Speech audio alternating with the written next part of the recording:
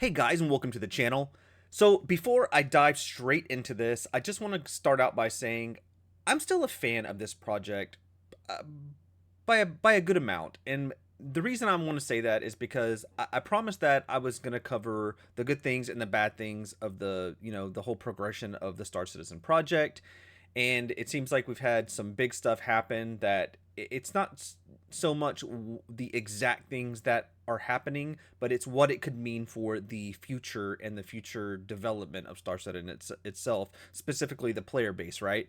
So what am I talking about? So if you look at Spectrum right now, what I thought would have been just like raving about the new Idris release and the weapons and what they did with that, or whether people hate the kits that they came out with them, or whatever it was. I was expecting Spectrum to be like just all about this Idris, but what I came to find was it's all about them selling these AI flight blades and these weapon racks. And you can see right here the future of Star Citizen selling blades and racks. Congratulations, pay to win unlocked. And I'm going to show you guys what I'm talking about, but basically they have decided to sell AI flight blades, meaning that it changes the characteristics of your ship and how the ship flies, and they've added these weapon racks, specifically bomb racks for your ship.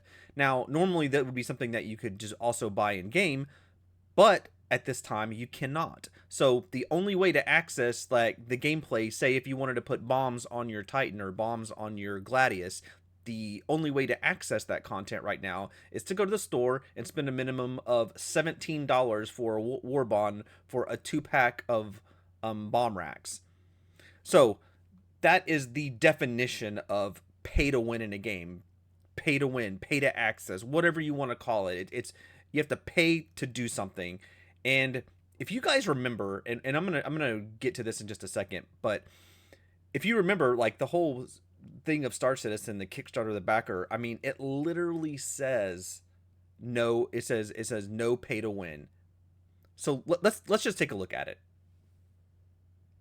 Okay, guys, so we're on literally the original Kickstarter page of Star Citizen, and if you just scroll down a little bit, it shows right here at the bottom. It says real quick Star Citizen is, and you go down here in Epic Adventure, and no subscriptions and no pay to win.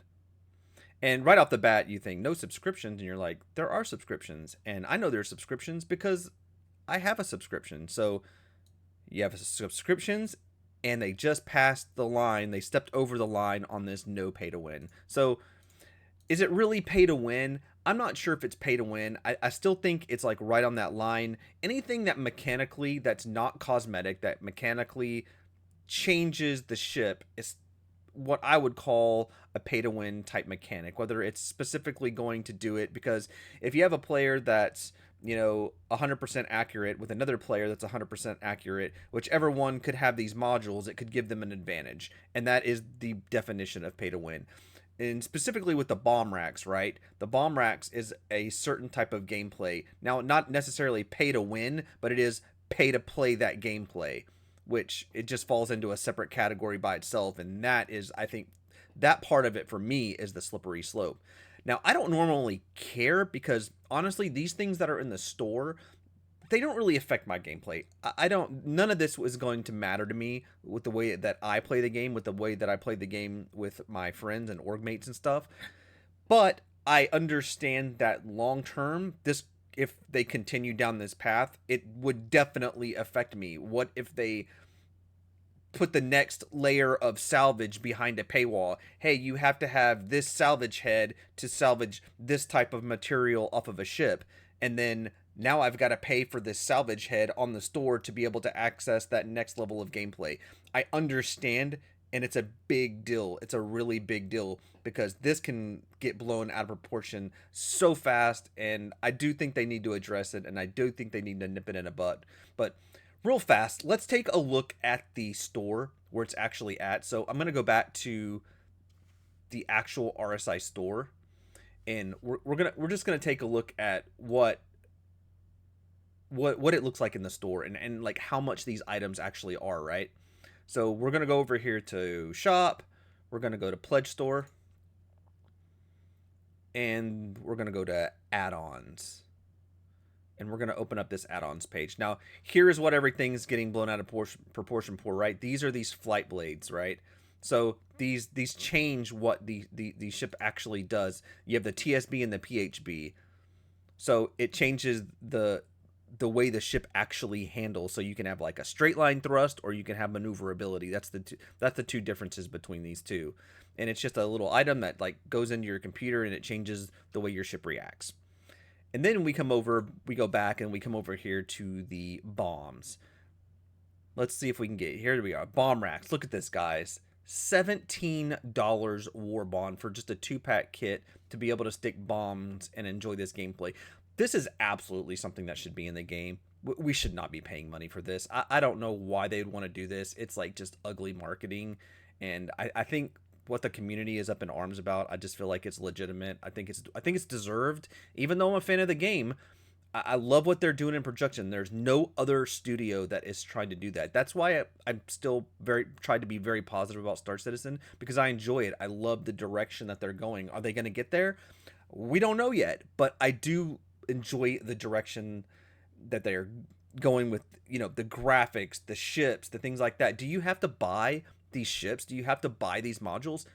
No, you absolutely do not. I tell people all the time, and I stand by that. You need nothing else to play this game other than a starter ship pack. It's 45 bucks. You get in with a $45 ship, and with the videos that I have up, I can get you into the next level ship in like an hour or less. You could be flying around in a Titan or something even bigger in just a couple of hours. So they still have it where it's balanced enough where you can make enough money to get into the larger ships. Is it hard to get to an 890 jump? It may be a little bit harder, but it's doable. It's possible. And I understand that the whole downside is that eventually there's going to be another wipe, and you're going to lose all your stuff. Just like we lose, all of our components and weapons and things like that every time they do another update.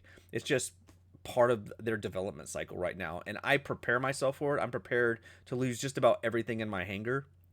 But the only reason I have the ships that I do is specifically for my channel. If it wasn't for the channel, I would literally have a Titan starter package and nothing else if it was not for this channel. So that's specifically why I tell people you need nothing more than a starter package. You don't need all this. But I do understand the negativity of it being on the store and what it could mean later down the line for gameplay. I'm still 100%, people hate it when I say this, but I am still fully under the assumption that eventually Star Citizen, when it gets closer to 1.0, that it's going to be a subscription-based title. I think it falls in line with their whole marketing thing. I think they would get a lot of money out of being a subscription. Hey, you've pledged all these ships. Here's $20 to access those ships. Would it be a big negative? Oh, I'm sure there would be a complete blowout over it. Would I put it past them to do? Does it seem like something they would at least try up front? 100% it does, because they already have partial subscriptions in the game, even though they're optional and don't actually have anything to do with gameplay. But guys, that's it. I was trying to do this in a non-negative way and just kind of explain what's going on the store, what's going on with the community right now, and why it kind of feels super negative. I really feel bad for them for the ILW. It's just I was hoping that there'd be a more positive vibe around this. I've been waiting for it, like a lot of you other people. I'm not after any particular ships or anything, just the event, and there's another free fly and such, and we have a good time. And with the Idris, I was looking forward to fighting some Idrises and stuff like that. But guys, leave me a comment. Just let me know what you're thinking. Positive, negative. I sit on the fence, like not particularly one way or the other, but I understand both sides of it 1,000%. So again, leave me some comments. Let me know what you think. I'm trying to update you guys as much as I can. Thank you for the support. And as always, I'll see you on the next one.